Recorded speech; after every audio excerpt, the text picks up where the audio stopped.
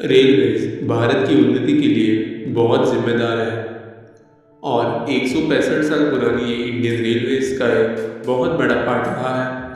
मुंबई की local trains 165 साल एक बहुत लंबा समय है और आज मुंबई की लोकल ट्रेन्स जितनी बड़ी हो चुकी है उस मोड़ तक कैसे पहुंची और कुछ इम्पोर्टेंट इवेंट्स इन 165 साल में आज हम इन पर ध्यान देंगे।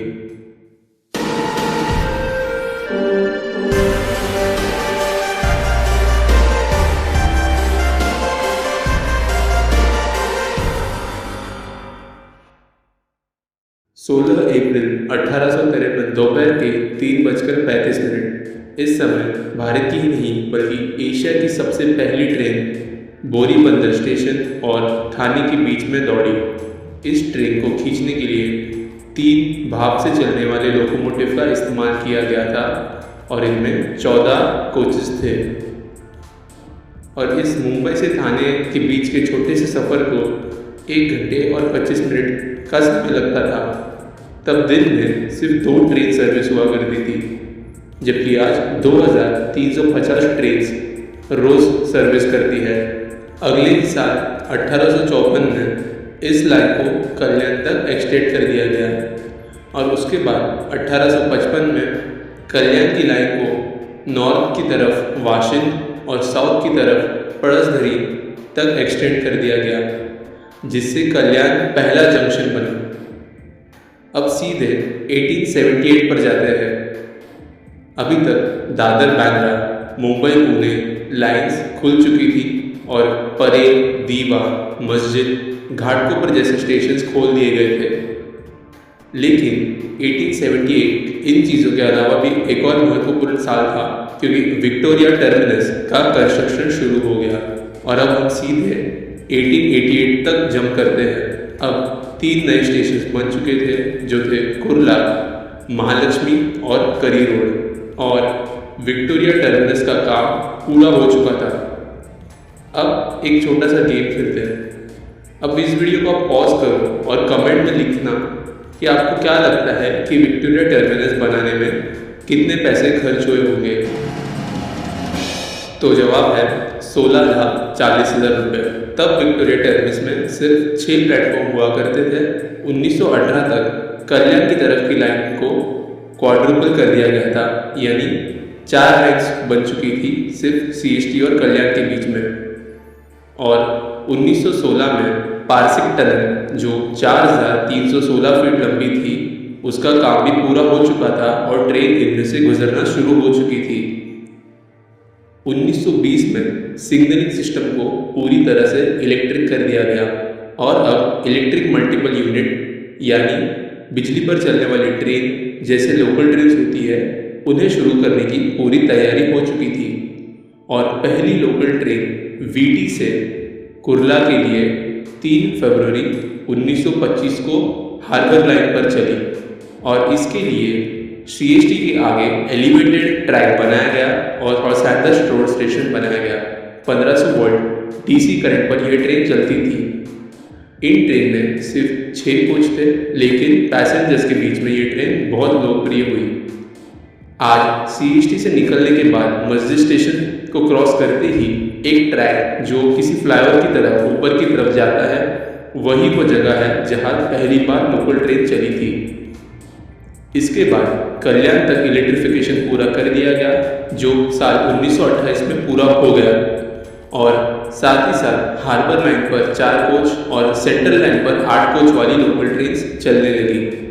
लोकल ट्रेन के शुरू होने के कुछ सालों में ही कुछ आइकॉनिक लॉन्ग डिस्टेंस ट्रेन जो आज भी सर्विस में हैं, उनकी शुरुआत की गई थी, जो थी 1929 में शुरू हुई पंजाब मेल एक्सप्रेस, जो बॉम्बे से लाहौर तक चलती थी, जो कि आज सिर्फ अमृतसर तक ही चलती है, और डेक्कन क्वीन एक्सप्रेस, जो पहली बार 1930 में सिर्फ 7 कोचेस के साथ ही चली थी।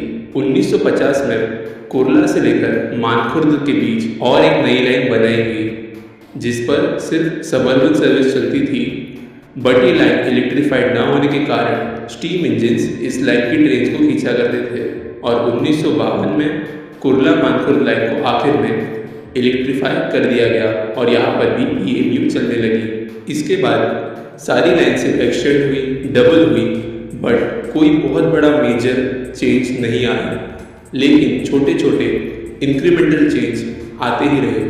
इसके बाद कोई बड़ा सिग्निफिकेंट चेंज सीधे साल 1990 में आया, जब वाशी ब्रिज बन गया था और पनवेल तक लाइन एक्सटेंड कर दी गई और इलेक्ट्रिक ट्रेन की सर्विस यहाँ पर भी शुरू हो गई। अजीब बात यह है कि जब ये लाइन शुरू हुई तब सबसे ज़्यादा इलेक्ट्रिक ट्रेन इसी लाइन पर चलती थी, बट आज के दिन इस लाइन पर सबसे कम लोकल ट्रेन सर्विसेज है। बाद में होने वाले इलेक्ट्रिफिकेशन में ज़्यादातर DC AC लाइन का उपयोग होने लगा। इसमें 1500 वोल्ट DC के साथ साथ 25,000 वोल्ट AC का भी इस्तेमाल होता था।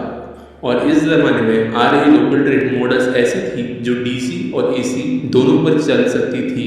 काफ़ी साल मुंबई में ब्राउन कलर वाली लोकल ट्रेन्स देखने के लिए मिलती थी और इस ट्रेन के बहुत सारे मॉडल्स आए, लेकिन इसके साथ कभी कभार रेड सिल्वर कलर की, ब्लू येलो कलर वाली ट्रेन्स भी दिखती थी। लेकिन सबसे बड़ा चेंज लोकल ट्रेन की कोचेस में तब आया जब साल 2007 में पर्पल कलर की सीमेंस रेल इंट्रोड्यूस की गई, जिसमें सबसे बड़ा अपग्रेड था कि ये स्टेनलेस स्टील से बनी थी। इसमें पॉलीकार्बोनेट सीट्स थे, एयर सस्पेंशन का इस्तेमाल किया गया था और GPS पर बेस्ड पैसेंजर अनाउंसमेंट सिस्टम था। ये ट्रेन्स जैसे जैसे आती गई धीरे धीरे ब्राउन वाली ट्रेन्स को कम कर दिया गया और DC ट्रेन्स को ख़त्म करने का सफ़र शुरू हो गया।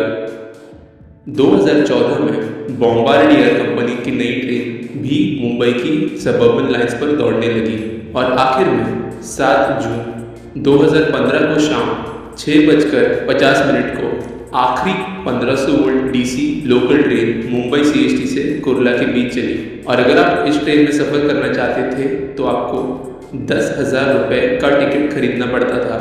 DC लोकल ट्रेन्स जो 1500 वोल्ट DC पर चलती थी और 1925 में शुरू हुई थी, वो अब अपने 91 ईयर्स की सर्विस के बाद आखिर रिटायर हो गई और मुंबई की सारी लाइंस और सारी ट्रेन्स प्योर AC करंट पर चलने लगी, क्योंकि DC के कुछ नुकसान थे जो AC ट्रेन्स में नहीं थे, जैसे कि कम सबस्टेशंस का लगना, ज़्यादा स्पीड और ज़्यादा ट्रैक्शन और एनर्जी की बचत। मुंबई की लोकल ट्रेन्स अब अपग्रेड होने लगी थी और पास्ट को छोड़कर फ्यूचर की तरफ बढ़ रही थी। दिसंबर 25, 2017 को मुंबई में पहली AC लोकल ट्रेन सर्विस शुरू की गई, जो कि शुरुआत में इतनी पॉपुलर नहीं थी, बट आज रश आवर के समय चर्चगेट से विरार तक चलने वाली इस AC लोकल ट्रेन को अच्छा खासा सपोर्ट मिलने लगा है। आज मुंबई की लोकल ट्रेन्स की रूट्स पर 75 लाख लोग सफ़र करते हैं और 465 किलोमीटर लंबी टोटल सबअर्बन ट्रैक्स की लेंथ है, जिसमें 248 स्टेशंस हैं। दिन में 2325 लोकल ट्रेन्स की फेरियाँ होती है, लेकिन इसके बावजूद भी लोकल ट्रेन्स बहुत ज़्यादा ओवरक्राउड हो चुकी है और इस भार को कम करने के लिए मेट्रो और मोनोरेल सर्विसेज बनाई जा रही है, जो काफ़ी हद तक फ्यूचर में राहत देगी।